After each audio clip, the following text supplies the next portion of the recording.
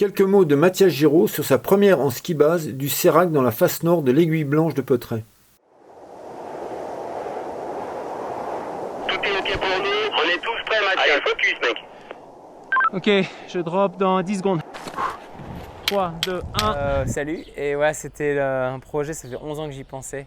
J'avais vu, pour la première fois, j'ai vu la Blanche en 2012. Je filmais côté italien et j'ai vu cette face avec le sérac en bas. Ça m'a tellement intimidé que ça m'a inspiré.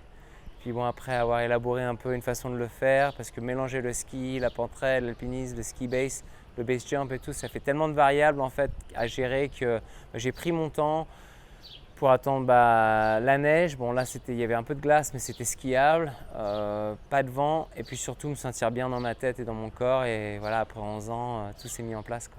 Et ça demande quoi comme préparation une phase comme celle-là? Déjà, se sentir léger et efficace sur ses pieds quand c'est raide en ski parce que c'est plus du ski que du base jump en fait, quoi. Faut assurer tout jusqu'à ce que la voile ouvre et puis après seulement c'est du vol. Donc après beaucoup de base jump aussi pour être calé avec sa voile et puis juste passer du temps en montagne pour être relax mais en même temps efficace, concentré sans avoir cette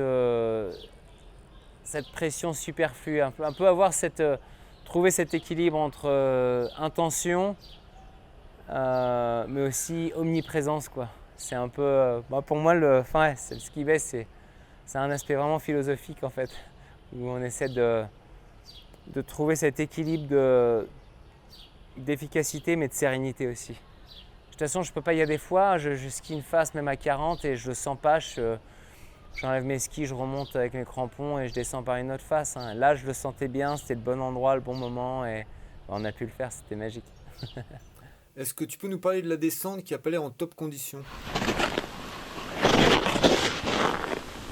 Ouais, alors voilà, les 3 premiers virages étaient super bons et au 4e virage, il y avait à peu près 15 cm de fraîche, mais là, je suis passé à travers et ça a décroché. J'ai tapé vraiment la glace bleue dessous, donc mettre trop de quart pour essayer de trop maîtriser, on va décrocher. Si on n'en met pas assez, on ne peut pas initier le virage, donc c'était vraiment juste accrocher comme on pouvait et pouvoir tourner avec le slough pour avoir un peu un maximum de neige. Mais après les traversées au prochain virage, la neige tenait. Donc en fait, c'était pas optimal pour la pentraide, mais il y avait quand même une marge de contrôle qui permettait d'effectuer des virages, mais il fallait rester alerte, posé et pas se laisser embarquer surtout. C'était vraiment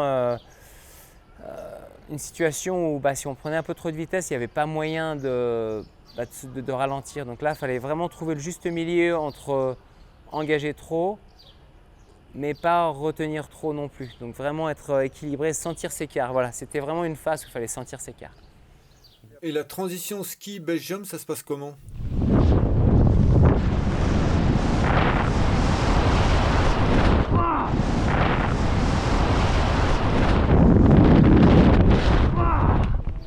Alors après, j'ai pu passer la rimée. Après la rimée, c'était super bon. C'était vraiment de la neige légère et tout. Le sérac, il n'y avait que 70 mètres à peu près de vertical à 3000 à peu près 8.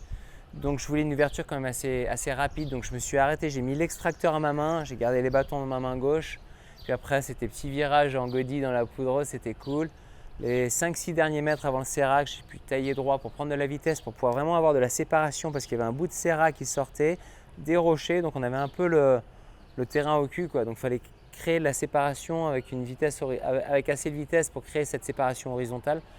Et voilà, donc après, doser un peu sa vitesse pour pas non plus se faire complètement éclater à l'ouverture parce que là, l'ouverture n'est pas nécessairement confortable une fois que le parachute pressurise.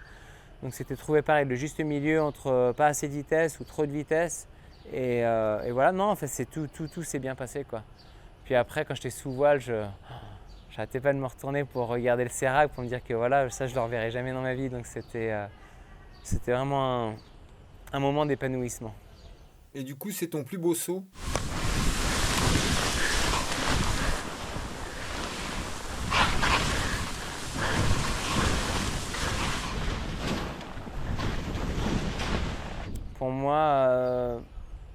Pour moi, ouais, je pense que c'est la culmination, c'est l'apogée de ma vie, de ma carrière en tant que ski base jumper.